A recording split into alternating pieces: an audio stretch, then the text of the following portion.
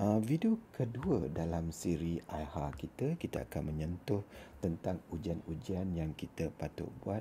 Pertama sekali untuk memastikan sama ada pesakit kita itu betul-betul mempunyai AIHA, dan keduanya sekiranya kalau boleh kita ingin tahu apakah penyebab AIHA kepada pesakit kita untuk memudahkan rawatan kita seterusnya. Jadi ujian untuk AIHA ini adalah penting untuk memastikan ataupun menyelidik tentang tiga perkara ini. Perkara pertama yang kita ingin siasat ialah untuk memastikan memang ada kemusnahan darah. Jadi untuk ujian ini kita akan lihat sama ada pesakit kita mempunyai hemoglobin yang rendah disebabkan oleh anemia. Jadi sekiranya ada kemusnahan darah di dalam badan kita, kita akan tahu yang bilirubin akan dilepaskan. Jadi jumlah bilirubinnya tinggi, dan seterusnya terdapat pigmen yang terlepas dalam air kencing kita yang kita panggil urobilinogen. Jadi urin kepada pesakit-pesakit yang mempunyai AIHA ini selalunya warnanya agak gelapnya. Seterusnya tahap haptoglobulin, iaitu salah satu molekul dan protein yang berada dalam plasma kita dan tugasnya untuk menangkap bilirubin akan turunnya. Jadi sekiranya berlaku AIHA, tahap haptoglobulin kita akan turun. Ada juga satu enzim yang berada di dalam darah merah kita yang akan terlepas disebabkan oleh darah kita pecah setelah diserang oleh antibodi ini, maka tahap LDH pada pesakit kita tinggi.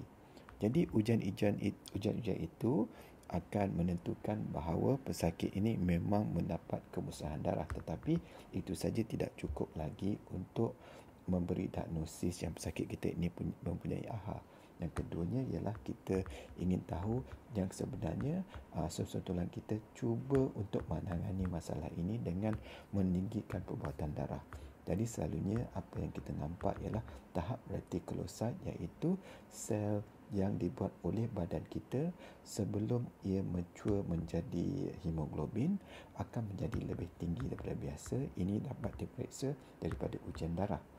Sekiranya kita lihat dalam slide darah kita juga mendapat beberapa sel yang kita panggil spherocytosis, yang ini juga menggambarkan yang badan kita cuba untuk membuat darah yang lebih. Seterusnya, untuk betul-betul mengenal pasti bahawa pesakit ini memang mempunyai AIHA, maka kita mesti membuat ujian untuk memastikan yang pesakit ini memang mempunyai antibodi. Jadi seperti kita imbaskan semula tadi, untuk membuktikan kemusnahan darah, anemia, tinggi bilirubin, tinggi LDH, dan juga tinggi tahap urobilinogen, iaitu pigmen yang dapat di dalam urin kita. Manakala haptoglobulin kita pula rendah disebabkan oleh pelepasan beberapa enzim daripada sel darah merah yang telah pecah kerana diserang oleh antibodi tersebut. Kita juga kena pastikan bahawa platelet, PT, PTT, iaitu fenomena di mana terdapat kelemahan pada sistem pembekuan darah, semuanya normal ya. Fibrinogen juga perlu normal. Sekiranya kalau fibrinogen kita ini rendah, pesakit kita ini mungkin mengalami penyakit lain yang bukan AIHA. Jadi ujian-ujian ini kita nak pastikan untuk membuktikan supaya memang ada kemusnahan darah sahaja. Dan daripada slide yang seperti yang kita cakap tadi, mungkin terdapat spherocytosis. Kemudian dari segi peningkatan perubatan darah pula, kita ingin pastikan yang reticulocytosis berlaku pada pesakit ini. Untuk membuktikan bahawa wujud antibodi, ujian yang kita buat ialah Coombs test. Tetapi ujian ini agak kurang spesifik. Sekarang ini kita hanya membuat screening saja, dan kita juga ingin membuat beberapa ujian untuk mengenal pasti sama ada terdapat ada diagnosis lain yang membuat pesakit kita ini mendapat AIHA. Kerana sekiranya AIHA pesakit kita ini datang ataupun disebabkan oleh diagnosis lain, maka adalah penting yang diagnosis itu ditangani terlebih dahulu, kerana fenomena ini kita panggil secondary AIHA. AIHA yang primary bermaksud kita tidak ada diagnosis lain, hanya antibodi saja yang kita nampak. Sekiranya ia disebabkan oleh faktor lain, maka ia dipanggil secondary AIHA. Jadi untuk mengenal pasti apakah secondary AIHA ini, maka ujian-ujian lain perlu dibuat. Jadi salah satu penyebab utama mengapa pesakit kita boleh mendapat IHA ialah daripada connective tissue disease yang seperti kita terangkan tadi. Contoh utamanya ialah SLE, rheumatoid arthritis, ulcerative colitis dan Crohn's disease. Selalunya ada antibody test yang kita boleh buat untuk mengenal pasti sama ada pesakit kita ini ada atau tidak penyakit ini. Sebagai contoh, ANA, double stranded DNA dan juga rheumatoid factor. Sekiranya kita syak yang pesakit kita mempunyai gejala-gejala ulcerative colitis, selalunya kita perlu membuat ujian endoskopi kepada mereka. Seterusnya, ada juga pesakit-pesakit yang mendapat IHA tetapi ia disebabkan oleh mereka mempunyai non-Hodgkin lymphoma ataupun CLL. Ini terutamanya kepada pesakit-pesakit yang telah berumur. Sekiranya pesakit yang datang umurnya lebih daripada 60, selalunya saya akan pastikan yang scan dibuat pada mereka dan sekiranya perlu ujian sum-sum tulang juga patut dibuat. Untuk memastikan yang IHA ini tidak disebabkan oleh jangkitan kuman, maka ujian serologi, ujian culture darah dan juga screening-screening lain seperti ekokardiografi dan juga CT scan patut dibuat untuk memastikan yang pesakit ini bukannya mendapat IHA disebabkan oleh jangkitan kuman lain. Jadi contoh jangkitan kuman yang selalu kita dapat yang boleh menyebabkan IHA ini ialah Mycoplasma pneumonia, TB, tuberculosis ataupun jangkitan pada injap.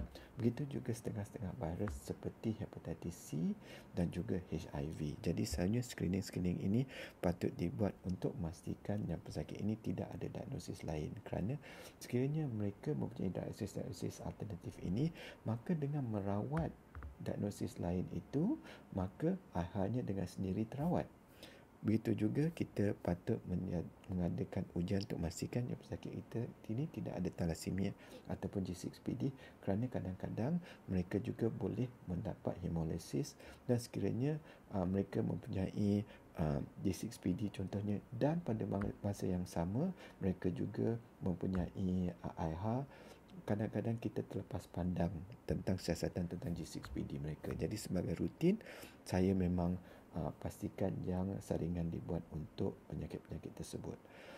Saya juga menitik beratkan tentang sejarah ubat-ubat yang pesakit kita ambil. Tidak kira rawatannya daripada doktor ataupun ubat-ubat yang mereka beli daripada kaunter ataupun yang mereka dapat daripada stokis. Jadi contoh ubat-ubat yang boleh menyebabkan IHA ialah penicillinnya, sejenis antibiotik yang selalu kita pakai. Begitu juga dengan sejenis ubat darah tinggi yang lama dahulu iaitu L-Dopa. Jadi memang ujian untuk IHA ini sangat penting kerana kita mahu kenal pasti yang pesakit yang muncul dengan diagnosis IHA ini tidak sebenarnya mempunyai diagnosis lain yang sepatutnya kita rawat. Jadi sekiranya diagnosis lain telah pun dikecualikan dan mereka tidak lagi dapat bertahan kerana gejala mereka ini, barulah kita meneruskan kepada rawatannya. Selalunya rawatannya agak sama dengan ITP dan kita akan bincangkan dalam video kita seterusnya. Jadi untuk keterangan lanjut, sila sama ada hubungi doktor anda ataupun lawat saya dalam Facebook ataupun layari website saya pakardaraanda.com. Sekian, terima kasih.